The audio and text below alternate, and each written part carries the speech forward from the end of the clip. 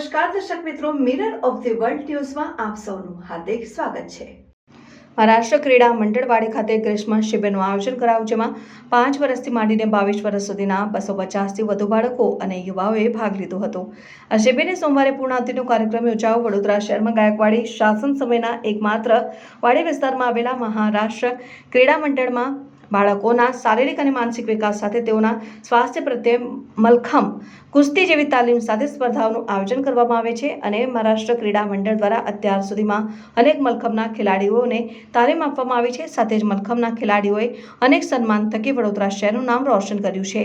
ત્યારે દર વર્ષની જેમ આ વર્ષે પણ શહેરના વાડી વિસ્તારમાં આવેલા ફડણીશ રોડ ખાતે આવેલા મહારાષ્ટ્ર ક્રીડા મંડળ દ્વારા છેલ્લા 12 દિવસથી ગ્રીષ્મ શિબિરનું આયોજન કરવામાં આવ્યું હતું, જેમાં 5 વર્ષના બાળકો સહિત 22 વર્ષના યુવાનો સહિત 250થી વધુ ખેલાડીઓએ ભાગ લીધો હતો।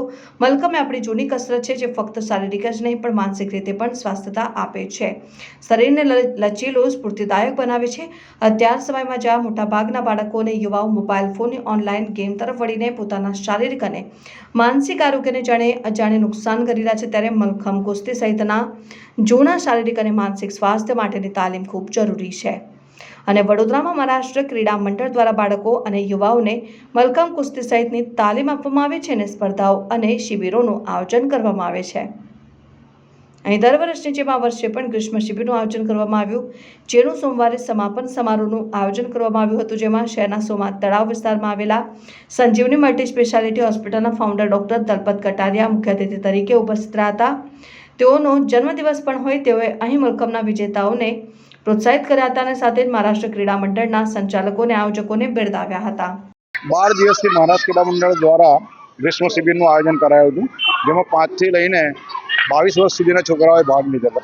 ટોટલ 250 છોકરાઓએ અહીંયા ભાગ લીધો હતો અને કાલે આ સમર કેમ્પનું સમાપન વિધિ થઈ ગઈ હતી, પણ આજે અમારા એક શુભેચ્છક ડૉક્ટર દલપત કટારિયા છે, એમની સંજીવની હોસ્પિટલના ઓનર, જેઓની આજે જન્મદિવસ છે અને તેઓના તરફથી આજે બાળકોને જન્મદિવસ ઉજવણી પણ રાખી છે અને તેમના બાળકોને એક મનોરંજનનો પ્રોગ્રામ રાખ્યો છે અને એ સિવાય બાળકો માટે જમણવાર અને બધું રાખ્યું છે। આપનો પરિચય? હું જોઈન્ટ સેક્રેટરી વિજય દેસાઈ, મહારાષ્ટ્ર ક્રીડા મંડળ।